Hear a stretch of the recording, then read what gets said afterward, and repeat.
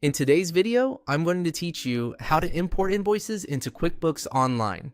By the end, you'll know exactly how to bring in a batch of invoices from a CSV or Excel file, map your fields correctly, and save them without headaches.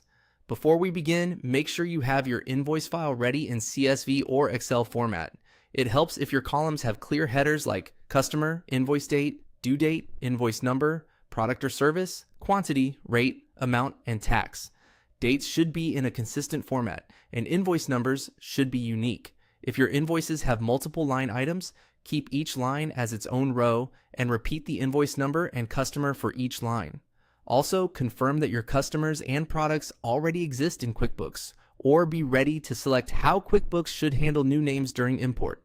From your QuickBooks online homepage, hover over the Create menu near the top of the screen. This opens a list of transaction options. From there, choose Batch Transactions. This area is designed for bulk actions, which makes it perfect for importing multiple invoices at once.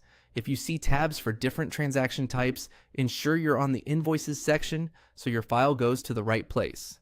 Next, select Import CSV Excel. This opens the importer where you'll attach your file.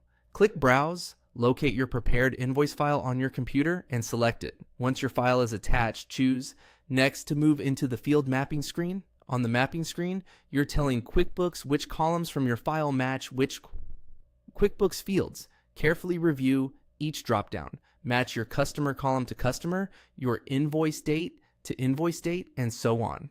For any columns you don't need, set them to Do Not Import. Pay close attention to line item details like product or service, description, quantity, rate, and taxable.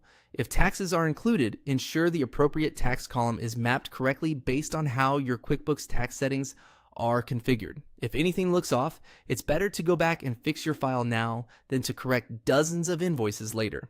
When everything is mapped, click Next to Review.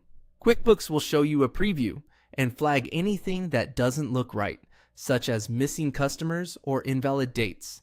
Resolve any issues shown on screen, then proceed. Finally, click Save to complete the import.